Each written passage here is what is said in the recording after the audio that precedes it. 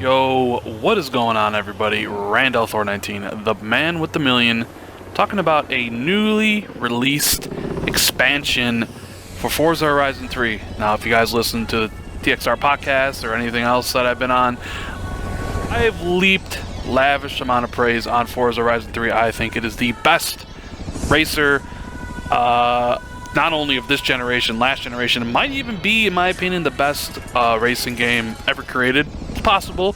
There are some pretty good ones, but I adore this game, right? It's going to be in my top, definitely in my top 3 games of the year when I do my top 10 games of the year video. It's definitely going to be in the top 3. I can guarantee you that. So, yesterday, December 13th, they released the first expansion of 2 expansions for Forza Horizon 3.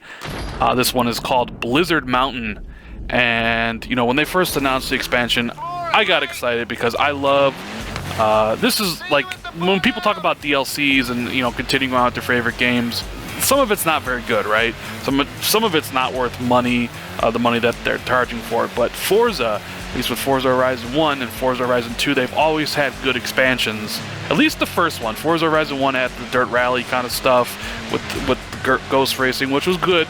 Not my favorite. I would rate that probably the least enjoyable. But Forza Horizon 2 added Storm Island, which was absolutely fantastic, well worth the money. And now, Playground Games is back with a new expansion for Forza Horizon 3, and it's Blizzard Mountain. And it's basically you racing in the snow and the blizzard conditions in a completely new area, separate from the main game. You start it off, you go into the airport from the original game, and you take the ride through a helicopter. This is the very beginning of the DLC when you get to Blizzard Mountain and you go there. From what I do understand, though, if you do buy this DLC, it is not available right away. Like, it is for me, like, because I have everything done in the game, so you need to have the airport open in the main game before you can actually access the DLC. But oh man, like, once you get into this DLC, it is fantastic.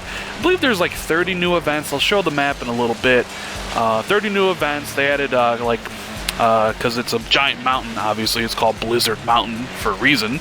They have these ascent races where you go up the mountain, and then they have descent races where you go down the mountain, and of course you have your basic, you know, regular scramble events or point-to-point events. You know, also the return of speed cameras, drifting, you know, the jumps from the danger boards are all still there.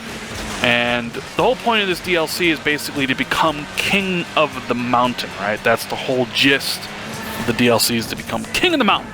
And what they have set up, it's a little bit of a different setup than Forza Horizon 3's main game. In Forza Horizon 3, every time you competed in an event, not only did you get experience, but you got fans. And the more fans you got, you would open up more events and build more festivals and upgrade the festivals to get more events, and, you know, vice versa. This is set up a little bit different, right? So they give you these stars. So each one of these races now gives you 3 stars. So you get 1 star for winning the race, or no, you get, excuse me, sorry, you get 1 star for completing the race, another star for winning the race, and then the 3rd star is usually doing a specific task, like get 200,000 skill points in the mission. And to get all 3, you have to get all 3 in one go. So you have to not only finish the race, you got to win the race, and you got to do the special objective, whether it's, you know, 200,000 skill point chain, or 5 show-off skills, or, you know, 3 close call skills, whatever that specific race wants you to do. That's what you got to do to get the 3 stars. And every 10 stars, you go up to the next ladder of the King of the Mountain tournament. And there's 10. You need to get 100 stars before you can actually do the final race and get the last car. So I know a lot of people are probably wondering, hey, you know, what does this map look like? Here it is. This is the map with pretty much all the events unlocked. I think it maybe took 5 hours or so to get to all the way to the end. You can see, like, I have like 101 stars out of 160. I've done the Kingmaker, which is the last, like, showcase event, and I pretty much all I gotta do is just go do the you know, the stunts again to get get 160 of them, which I will do later today. But, you know, in case anybody's on the fence about how big the map is or if it's worth the money, I just wanted to show this off because, in my opinion, this is some great DLC, or dare I say an expansion. Like, all new content, it's a lot of fun, it changes the way you play the game. You gotta, you know, if you try to play this DLC with cars without snow tires, you're gonna have a bad time because the car will slip and slide everywhere. There are new cars added.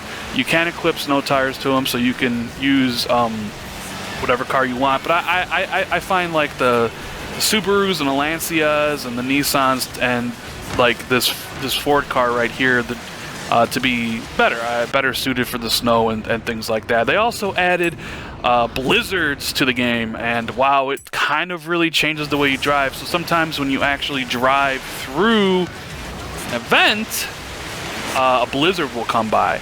And if you're in first person cam, like I always play third person so I can see my car, but if you're in dash, if you're on the dash cam, that stuff gets really dark. It gets hard to see. Like, there's so much snow and the screen is just white. It is hard to see what's going on in front of you, especially when it comes out at night. There are a couple races where it is extremely difficult to see where you're going. That's why I turned on the racing line, just to make sure. But it's a fantastic addition to Forza Horizon. They do have more bucket lists. A couple of them are really cool. You know, you can still do co-op with your friends. The achievements aren't so bad. I mean, there is an achievement for getting all the stars, which isn't so bad once you get around.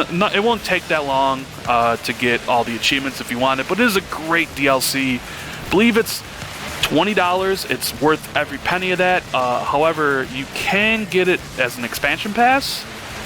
You can get the expansion pass, which offers 2 expansions, and it's $35. If you own the VIP, though, you get $10 taken off on that, so you can actually get the expansion pass for $25 when they sell this by itself for, I believe, $20. But this is definitely well worth the price. If you love Forza Horizon 3 like I do, this is totally recommended. It's almost mandatory.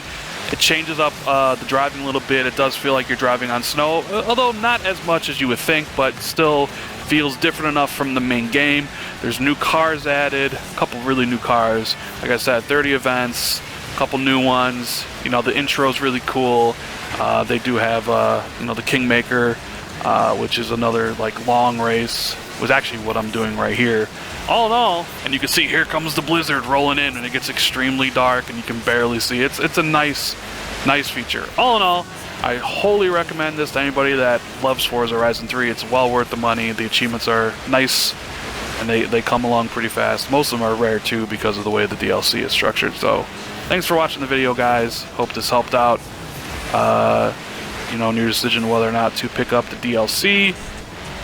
If you like the video, please hit that like button and subscribe for more content, as it'll be coming every day now that school is over. So, alright guys, have a good one, and I will see you tomorrow. Later.